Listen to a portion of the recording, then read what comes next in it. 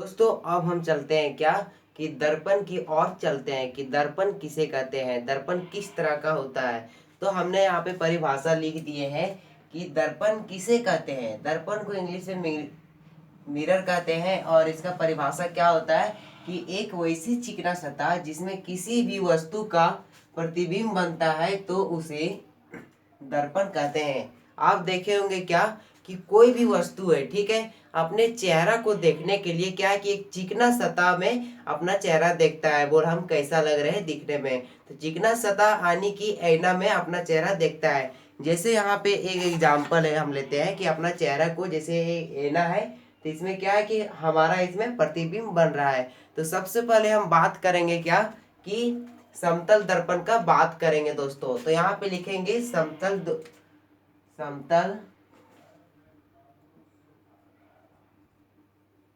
दर्पण द्वारा समतल दर्पण द्वारा प्रतिबिंब बनना। ठीक है, सबसे पहले हम लोग समतल दर्पण द्वारा प्रतिबिंब बनना के बारे में बात करेंगे कि समतल दर्पण में किस तरह प्रतिबिंब बनता है। तो आपको पता होगा कि समतल दर्पण में क्या होता है कि जैसे समतल दर्पण इस तरह होता है, ठीक है, यानी कि पूरा सीधा रहेगा और एक भाग इसका क्या है कि पॉलिश किया हुआ रहता है। ये जो है पोटिन किया हुआ है यानी कि कलर किया हुआ है, ठीक है। और वस्तु का जो प्रतिबिंब बनता है सो एक साइड में बनता है, ना कि दोनों साइड। वस्तु का जो प्रतिबिंब है एक साइड बनता है, इधर से जैसे यहाँ पे बना, ठीक है। तो यहाँ पे क्या है कि एक यहाँ पे मुख्य अक्ष है, ठीक है, ये क्या है मुख्य अक्ष है। अब इसमें हमको नाम देना है कि इसको बोलते हैं एम और इसको बोलते हैं एन और इसको बोला जाता है पी, ठीक है। ये क्या है कि ध्रुव है, ठीक है।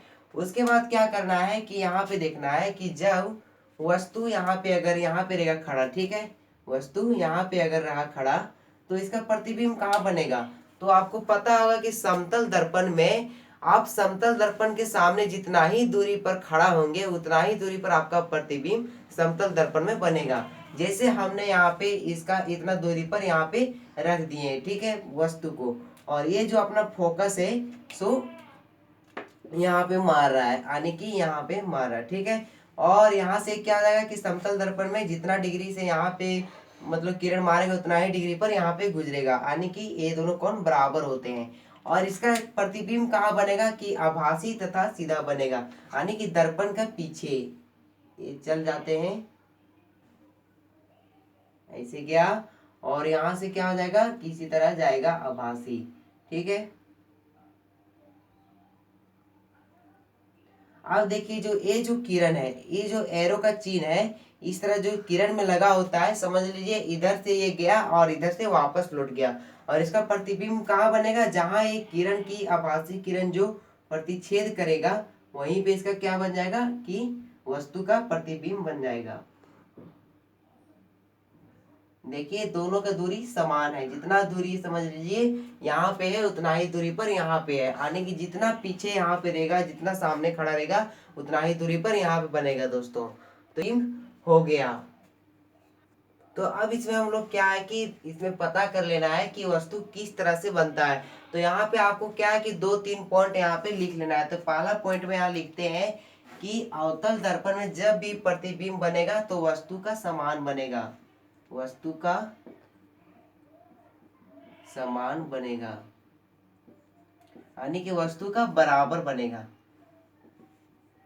और क्या बनेगा कि सीधा बनेगा, सीधा बनेगा। और तीसरा नंबर में क्या है कि आभासी, आभासी प्रतिबिंब बनेगा।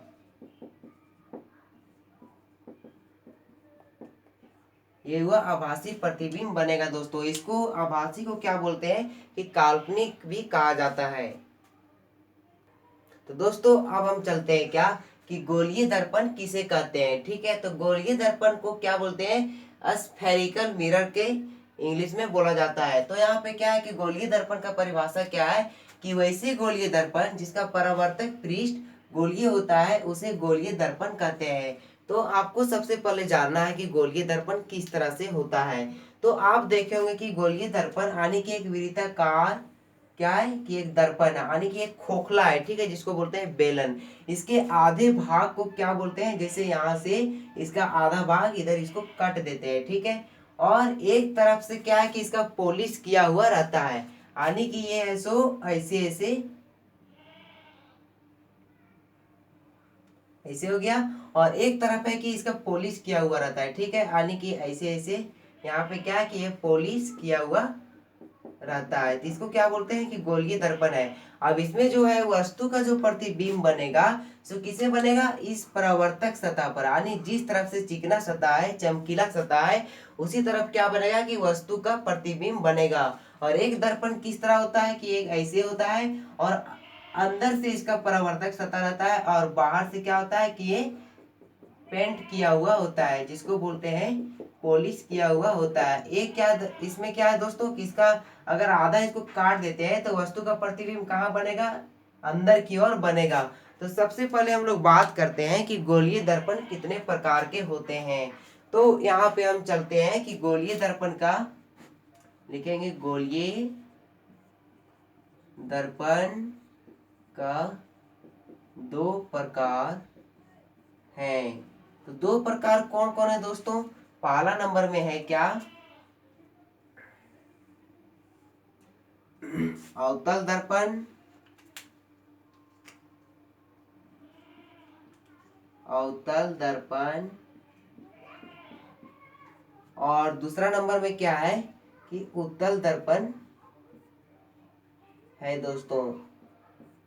अब इसमें क्या है कि सबसे पहले हम लोग बात करेंगे कि अवतल दर्पण किसे कहते हैं और उत्तल दर्पण किसे कहते हैं। तो इसमें से देखिए यहाँ पे दो दर्पण, अगर इसको हम ऐसे इतना काट दिए और इधर से इतना काट दिए, यानी कि आधा हुआ, और इधर से इसको इतना काट दिए, ठीक है। तो आपको ये दोनों में पता करना है कि कौन है अवतल दर्पण और कौन है उत्तल दर्पण। यानी कि अवतल दर्पण यहाँ पे कौन हो गया, ये वाला हो गया।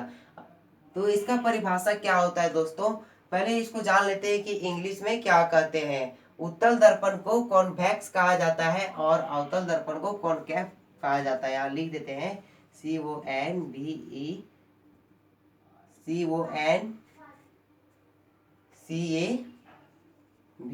कॉनकेव मिरर बोला जाता है, और इसको क्या बोला जाता है, कॉन्वेक्स मिरर कहा जाता है, ठीक है। अब इसमें हम लोग जान लेते हैं कि क्या कि अवतल दर्पण किसे कहते हैं और उत्तल दर्पण किसे कहते हैं। तो अवतल दर्पण यहाँ पे क्या हुआ कि वैसे दर्पण जिसका पर जिस वैसे दर्पण जिसका परावर्तक पृष्ठ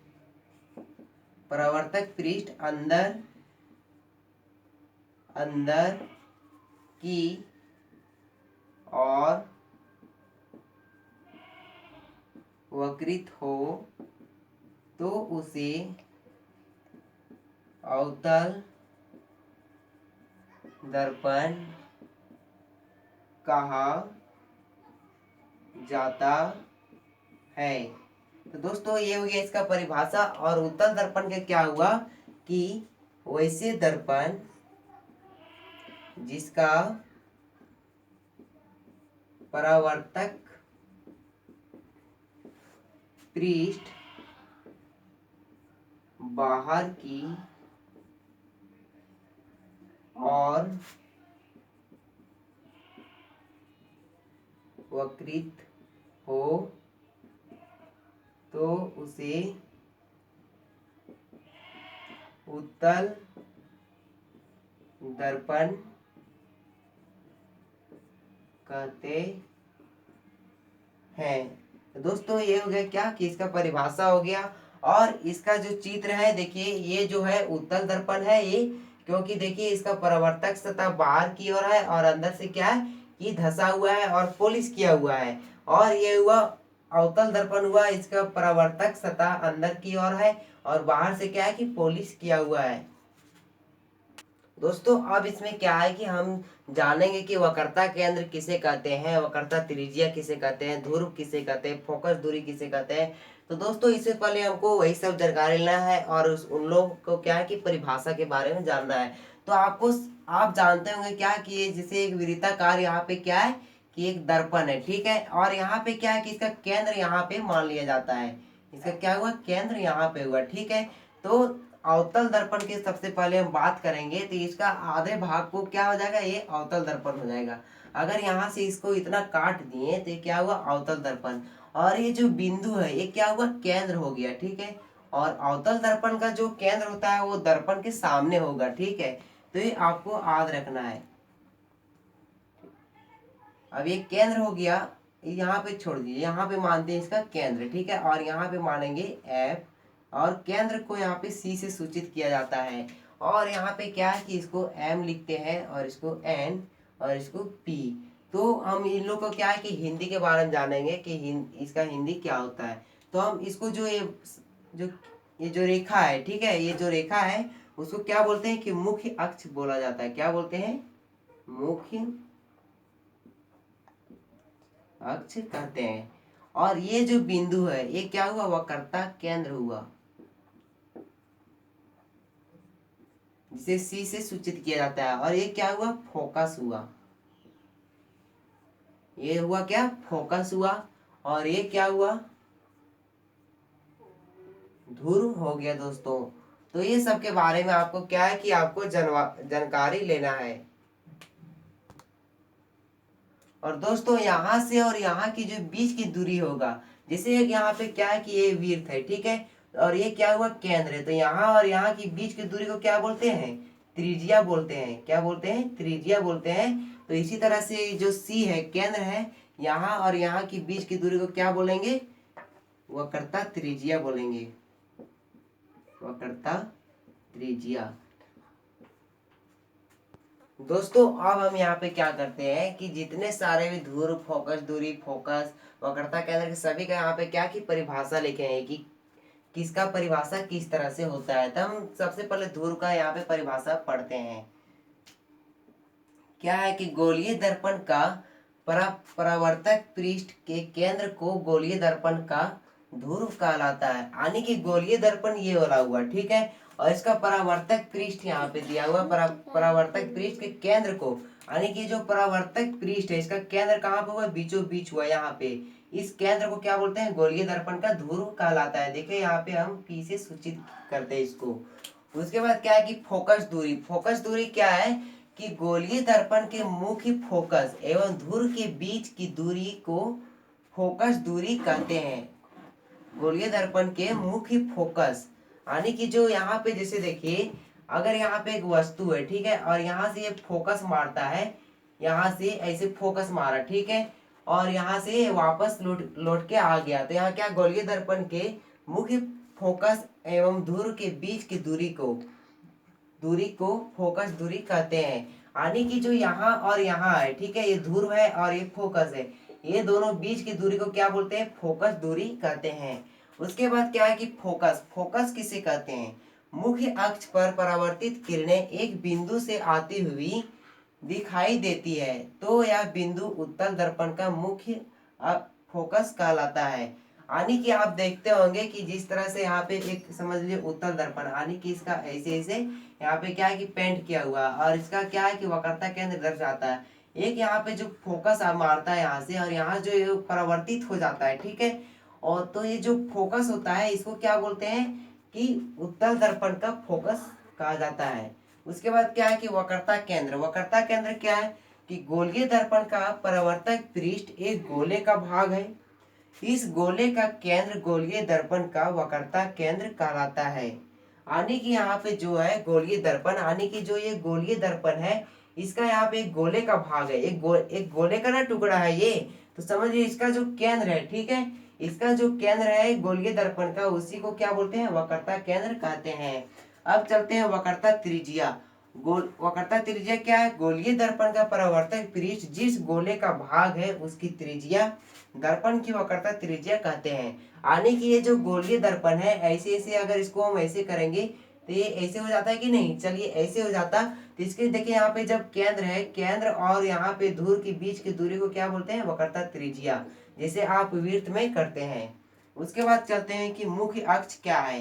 गोलीय दर्पण का ध्रुव तथा वक्रता त्रिज्या से गुजरने वाली एक सीधी रेखा को दर्पण का मुख्य अक्ष कहते हैं। यानी कि जो ये ध्रुव है, ठीक है, ये ध्रुव है और ये वक्रता केंद्र है और फोकस की सामने से गुजरती हुई एक रेखा है जो फोकस पर गुजर रही है यहाँ पे, और वक्रता केंद्र से गुजर रही रेखा, इसको क्या बोलते हैं, मुख्य अक्ष कहते हैं। जिसको इसे हम द्वारक के नाम से भी जाना जाता है, जिसे हम क्या है कि वृत्त में जिसे बोलते हैं क्या कि व्यास बोलते हैं। अब आते हैं क्या कि द्वारक क्या है। गोलीय दर्पण का परावर्तक पृष्ठ की इस वृत्ताकार सीमा रेखा का व्यास को गोलीय दर्पण का द्वारक कहते हैं। यानी कि यहाँ पे क्या है कि जैसे ये वृत्ताकार है, ठीक है, यहाँ से यहाँ पे ये वृत्ताकार है। अब यहाँ जो यहाँ के बीच की जो दूरी है, ठीक है, इसको क्या बोलते हैं कि द्वारक कहते हैं।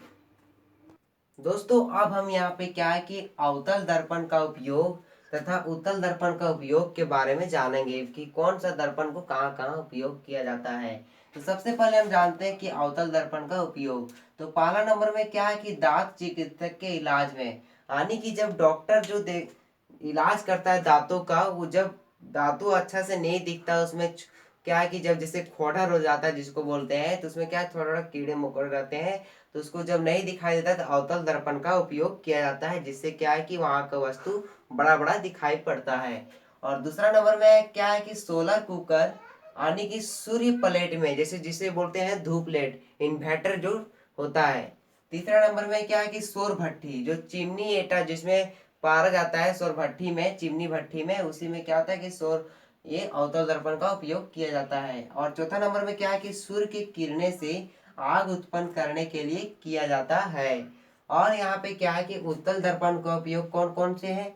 मोटर गाड़ी के साइड मिरर के रूप में आप देखे होंगे क्या कि जब मोटरसाइकिल चलाते हैं तो उसमें छोटी सी ऐना रहता है, और उसमें जब ऐना को हम पश्चिम दृश्य यानी कि पीछे की वस्तुओं को देखते हैं तो क्या है कि पूरा विस्तारित रूप से दिखाता है, ठीक है। तो उत्तल दर्पण में क्या है कि जो दृश्य क्षेत्रफल है जो वो ज्यादा दिखती है, यानी कि जो जैसे वस्तु है या उसका क्षेत्रफल है वो ज्यादा उसमें उत्तल दर्पण में दिखती है। और यहाँ पे क्या है कि सड़कों के ऊपर परावर्तक के रूप में, सड़क के साइड साइड में क्या है कि कोई बल्ब लगा रहता है, उसके ऊपर क्या है कि उत्तल दर्पण का प्रयोग किया जाता है। दोस्तों यहाँ पे क्या है कि दो यहाँ पे एक पॉइंट छूट गया था जिसे हम यहाँ पे नहीं लिखे थे। यहाँ पे क्या है कि अवतल दर्पण का टॉर्च में भी उपयोग किया जाता है, और वाहनों के अग्र दीपों में, जो जैसे मोटरसाइकिल है या फिर कार है, उसके आगे वाला जो होता है क्या शीशा जो होता है जिससे हम आगे की वस्तुओं को देखते हैं, उसमें क्या है कि अवतल दर्पण का उपयोग किया जाता है। दोस्तों अब यहाँ पे क्या करना है कि हम लोग आगे चलते हैं अवतल दर्पण में प्रतिबिंब खींचने की विधि। यानी कि अवतल दर्पण में हम लोग किरण आरेख कैसे खींचते हैं। तो आपको ये ट्रिक आपको पूरा अच्छा तरह से हम बता रहे हैं, और आपको ये पूरा अच्छा तरह से याद करना है। यहाँ पे 3 पॉइंट हम लिखे हैं और 2 पॉइंट और लिखेंगे, यहाँ पे जगह नहीं था।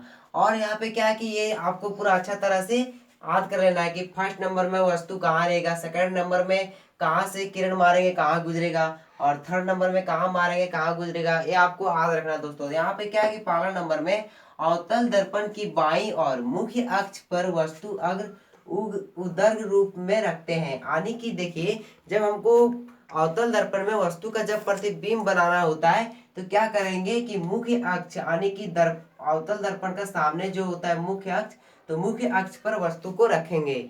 और दूसरा नंबर में क्या है कि वस्तु के शीर्ष से मुख्य अक्ष के समांतर किरणें खींचते हैं जो फोकस से होकर परावर्तित होता है। यानी कि यहाँ पे देखिए जो ये वस्तु है, ठीक है, यहाँ से ये जो फोकस हुआ और जो ये परावर्तित होगा, यहाँ तो हम फोकस मारे दर्पण में, लेकिन यहाँ जो परावर्तित हुआ तो क्या है कि ऐप से होकर गुजरेगा। यानी कि जब भी हम उत्तल अवतल या कोई भी दर्पण में फोकस मारेंगे तो उसमें क्या है कि जो किरण जो परावर्तित यानी जो गुजरेगा सो ऐप से होकर गुजरेगा। तो ये आपको याद रखना बहुत जरूरी है।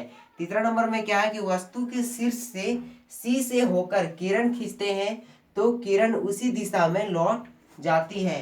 देखो जब यहाँ पे क्या है कि जब वस्तु, तीसरा नंबर में आपको याद रखना है कि जब वस्तु यहाँ पे रहेगा तो यहाँ पे जो फोकस मारेंगे, ठीक है, अगर सी से तरफ से हम फोकस मारेंगे यहाँ से तो ये क्या है कि किरण यहाँ पे तो टकराएगा, फिर परावर्तित होकर ये क्या हो जाएगा कि वापस ये लौट जाएगा उसी दिशा में, यानी कि यहाँ से यहाँ गया और यहाँ से फिर इसी दिशा में लौट गया। तो ये क्या है कि ये तीसरा पॉइंट है दोस्तों। चौथा पॉइंट हम चलते हैं दोस्तों। यहाँ पे क्या है कि चौथा नंबर में वस्तु के शीर्ष से एफ से होकर किरण खींचते हैं तो परावर्तन के बाद मुख्य अक्ष के समांतर लौटती है।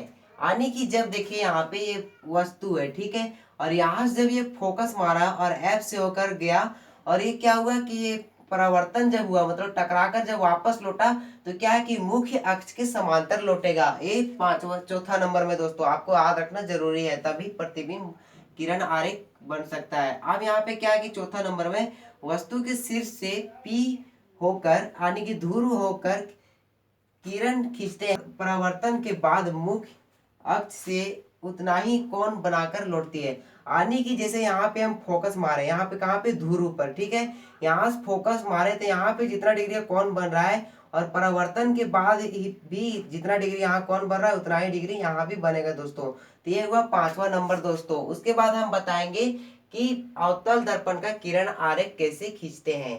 दोस्तों यहाँ पे क्या है कि अवतल दर्पण का किरण आरेख हम खींचने के लिए बहुत ही बेस्ट तरीका जो ट्रिक है दोस्तों, आपको ये ट्रिक जब आप अपना लेंगे तो समझ लिए कभी आप भूलेंगे नहीं। तो सबसे पहले यहाँ पे अवतल दर्पण हम छापते हैं, ठीक है, यहाँ पे छाप दिए। उसके बाद यहाँ पे मुख्य अक्ष देते हैं, उसके बाद नाम इसको यहाँ सूचित करते हैं MN और यहाँ पे P और यहाँ पे क्या बोलते हैं, यहाँ पे F बोलते हैं, यहाँ पे C, ठीक है। ये आपको याद रखना है। अब यहाँ पे याद रखना है कि हम वस्तु को किस तरह से रखें और वस्तु किस तरह से प्रतिबिंब बनेगा। तो यहाँ पे क्या है कि सबसे पहले वस्तु को अनंत पर, यानी कि इसका कोई निश्चित बिंदु नहीं है। तो यहाँ पे समझ लिया, यहाँ पे अगर हम वस्तु को रखें तो वस्तु का प्रतिबिंब कहाँ बनेगा, यहाँ पे बनेगा।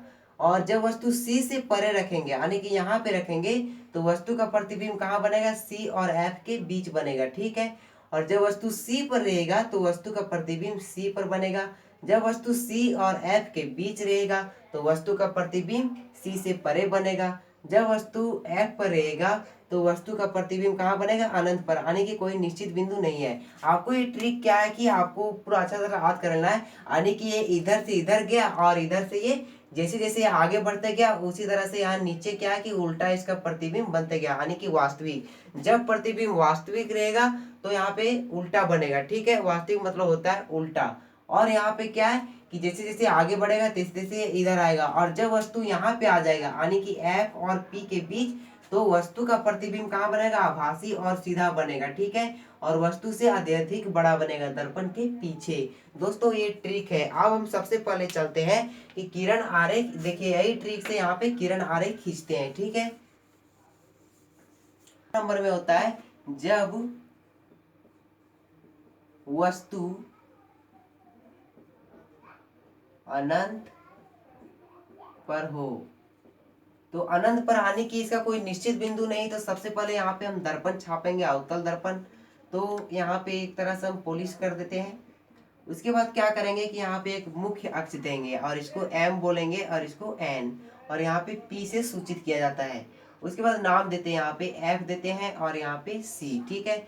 जब वस्तु अनंत पर स्थित होती है तो वस्तु का प्रतिबिंब कहाँ बनेगा, तो आपको हम पहला स्टेप बता दिए थे कि जब अनंत पर रहेगा तो एक यहाँ से यहाँ गया और इसका जो किरण है जो यहाँ से टकराकर किधर से गुजरेगा, F से गुजरेगा, ठीक है, ऐसे गुजरा, यानी कि तीर का निशान है, इधर से गया और इधर जब तीर आए तो इधर आ गया। उसके बाद फिर एक यहाँ से फोकस मारेंगे तो यहाँ से भी क्या गुजरेगा, यहाँ से F से होकर गुजरेगा, यानी कि जहाँ पे दो किरणें आपस में प्रतिच्छेद करते हैं वहीं पे वस्तु का क्या प्रतिबिंब बनता है। तो यहाँ पे क्या हुआ, वस्तु का प्रतिबिंब बनेगा। तो ये वस्तु का प्रतिबिंब कैसा बनेगा, तो लिखेंगे जब वस्तु अनंत पर स्थित होती है तो वस्तु का प्रतिबिंब वास्तविक तथा उल्टा और वस्तु से अत्यधिक छोटा यानी कि बिंदु की साइज पर बनता है, कहाँ, F पर बनेगा। अब दूसरा नंबर में यहाँ पे क्या है कि जब वस्तु C से परे स्थित होती है, ठीक है, तो C से यानी परे, तो जैसे यहाँ पे C है तो C से परे यानी कि C के पीछे स्थित होती है। तो यहाँ पे सबसे पहले हम दर्पण छापेंगे अवतल, ऐसे ऐसे यहाँ पे कर दिए। उसके बाद यहाँ पे क्या करना है, मुख्य अक्ष देना है और यहाँ पे एम एन, यहाँ पी, यहाँ पे क्या बोलते हैं कि इसको एफ बोलते हैं और यहाँ पे सी। अब यहाँ पे क्या है कि जब वस्तु सी से परे स्थित होती है तो आने की यहाँ पे, ठीक है, तो वस्तु का प्रतिबिंब कहाँ बनता है, सबसे पहले एक यहाँ पे फोकस मारना है ऐसे, ये फोकस यहाँ से गया। और एक जब भी आप देखिए, आप एक याद कर लीजिए कि जब भी कोई भी वस्तु से अगर हम फोकस मारते हैं तो उसका जो किरण है जब भी गुजरेगा एफ से होकर गुजरेगा। तो यहाँ से क्या हुआ कि ये एफ से होकर गुजरेगा, ठीक है, ऐसे, और इधर से गुजर गया ऐसे। दोस्तों अब यहाँ पे क्या है कि जब वस्तु सी से परे स्थित होती है तो ये किरण यहाँ से गया, और आपको एक किरण किधर से भेजना, आपको वहां पे क्या है कि तीसरा नंबर में आपको एक बताए थे यहाँ पे, ठीक है, कि जब यहाँ पे रहेगा वस्तु तो यहाँ से एक किरण गुजरेगा, ठीक है, ये स्टेप आपको याद रखना है। इधर से गया और फिर वापस ही लौट गया। जब जब किरणें जब सी से होकर गुजरती है यानी कि सी की तरफ होकर जाती है तो फिर वो सी की तरफ ही लौट जाती है। इधर से गया और इधर से ही लौट गया। तो क्या क्या बोले थे कि जहां दो किरणें आपस में प्रतिच्छेद करते हैं वहीं पे वस्तु का प्रतिबिंब बनेगा, यानी कि इसका प्रतिबिंब कहाँ बनेगा, यहाँ पे बनेगा, सी और एफ के बीच। तो दोस्तों इसको किस तरह से लिखेंगे कि जब वस्तु सी से परे स्थित होती है तो वस्तु का प्रतिबिंब कहाँ बनेगा, सी तथा एफ के बीच बनेगा, वास्तविक बनेगा, वास्तविक बनेगा और उल्टा बनेगा, और वस्तु से अत्यधिक छोटा बनेगा, यानी कि कुछ छोटा बनेगा। दोस्तों ये हुआ इसका किरण आरेख। दोस्तों अब यहाँ पे क्या है कि तीसरा नंबर में जब वस्तु सी पर स्थित होती है तो वस्तु का प्रतिबिंब कहाँ बनेगा, चलते हम लोग बनाते हैं कि जब वस्तु यहाँ पे, समझिए यहाँ पे सी पर खड़ा हुआ तो वस्तु का प्रतिबिंब कहाँ बनेगा, तो समझ लीजिए यहाँ से एक फोकस मारा यहाँ से, और एक किधर से गुजरेगा, एफ से होकर गुजरेगा, एफ से होकर गुजर गया। इसको थोड़ा सीधा कर लेते हैं,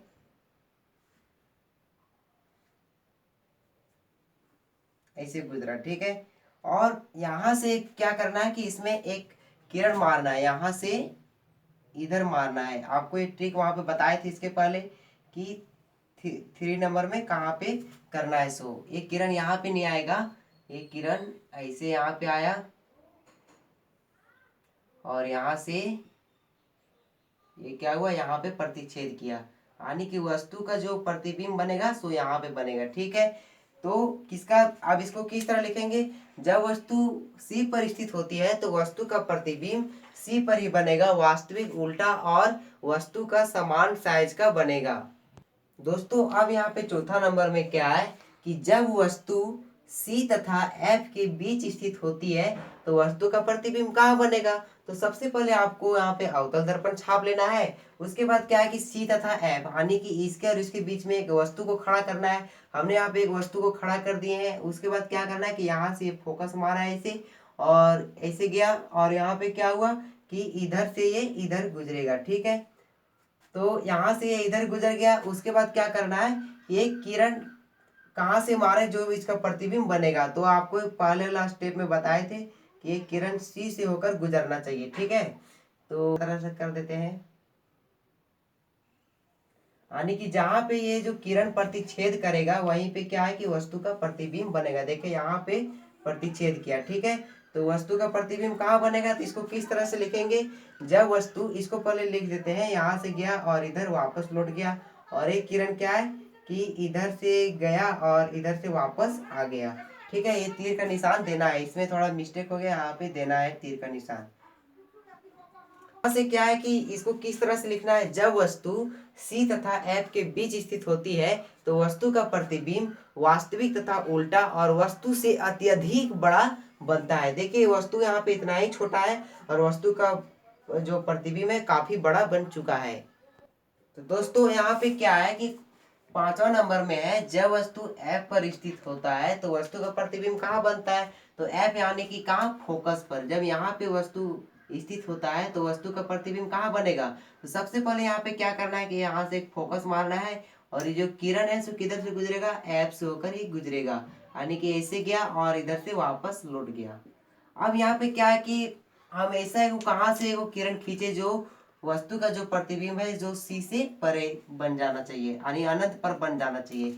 तो यहाँ पे क्या है कि ऐसे यहाँ पे किरण खींचते हैं सी से ऐसे, और ऐसे गया और इधर से फिर ये वापस लौट गया, यानी कि ये कहीं पे जहाँ प्रतिच्छेद करेगा वहीं पे वस्तु का प्रतिबिंब बनेगा और वस्तु से अत्यधिक बड़ा बनेगा, वास्तविक तथा उल्टा बनेगा। अब हम चलते हैं कि छठा नंबर में, कि जब वस्तु कहाँ होता है कि F तथा P के बीच स्थित हो। ठीक है, तो यहाँ पे दर्पण छाप लेना है ऐसे ऐसे, और यहाँ पे पॉलिश कर देना है। ठीक है, और उसके बाद क्या करना है कि यहाँ पे मुख्य अक्ष देना है M और N, यहाँ पे P। ठीक है, उसके बाद क्या करना है कि यहाँ पे F देना है और यहाँ पे C। जब वस्तु यहाँ पे स्थित रहेगा, यानी कि यहाँ पे, तो P तथा F के बीच, तो वस्तु का प्रतिबिंब कहाँ बनेगा, तो आपको पहले बता दिए थे कि यहाँ से फोकस मारेगा और एक किरण है सो F से होकर गुजर जाएगा, यहाँ से F से गुजरेगी, ऐसे गया और इधर से वापस लौट गया। उसके बाद क्या है कि इसमें आपका प्रतिबिंब यहाँ पे कहाँ बनेगा, आभासी तथा सीधा बनेगा। तो एक किरण यहाँ से जाएगा, यानी कि ये यहाँ से गया ऐसे गया और फिर ये वापस लौट गया। ठीक है, और ये क्या है कि ये जहाँ आभासी जो किरण है जहाँ प्रतिच्छेद करेगा वहीं पे वस्तु का प्रतिबिंब बनेगा, यानी कि यहाँ पे बनेगा। ठीक है, तो यहाँ पे इसको किस तरह लिखेंगे, जब वस्तु P तथा F के बीच स्थित होती है तो वस्तु का प्रतिबिंब वस्तु से अत्यधिक बड़ा बनेगा, आभासी तथा सीधा बनेगा और दर्पण के पीछे बनेगा। दोस्तों अब यहाँ पे क्या है कि अवतल दर्पण का चिन्ह परिपाटी और उत्तल दर्पण का चिन्ह परिपाटी बताएंगे। जैसे यहाँ पे अवतल दर्पण का चिन्ह परिपाटी क्या है कि जब वस्तु की दूरी होता है तो माइनस में होता है, फोकस दूरी माइनस में रहेगा, वक्रता त्रिज्या माइनस में रहेगा, प्रतिबिंब की दूरी माइनस में रहेगा और वस्तु की दूरी जो U से सूचित किया जाता है, फोकस दूरी को F से, वक्रता त्रिज्या R से, प्रतिबिंब की दूरी V से सूचित किया जाता है। वस्तु का प्रतिबिंब जब वास्तविक रहेगा तो माइनस, आने की जब उल्टा रहेगा तो क्या है कि माइनस में होगा, और जब आभासी रहेगा तो यहाँ पे क्या है कि प्लस में रहेगा, यानी कि ये जो वस्तु का जो प्रतिबिंब वास्तविक आने की जो सचमुच का रहेगा वो क्या है कि माइनस में रहेगा, और आभासी यानी कि जो इसे बोलते हैं काल्पनिक जब हम लोग करते हैं तो प्लस में रहेगा। वस्तु की ऊंचाई क्या है कि प्लस में रहेगा, आभासी में प्रतिबिंब की दूरी क्या है कि प्लस में रहेगा। और उत्तल दर्पण का चिन्ह परिपाटी क्या है कि U, यानी कि वस्तु की दूरी माइनस में और प्रतिबिंब की दूरी प्लस में, F तथा R यानी कि फोकस दूरी तथा वक्रता त्रिज्या किस में रहेगा, प्लस में, वस्तु की ऊंचाई प्लस में, प्रतिबिंब की ऊंचाई प्लस में। दोस्तों यहाँ पे क्या है कि जब आपको F निकालना होता है, जब यहाँ पे फोकस दूरी निकालना, जैसे यहाँ पे क्या है कि R दिया हुआ है। ठीक है, R बराबर कितना दिया है, बात के माने कोई क्वेश्चन में 10 सेंटीमीटर दिया है। ठीक है, तो आपको क्या है कि फोकस निकालना है, तो फोकस बराबर क्या होता है, R/2 होता है। ठीक है।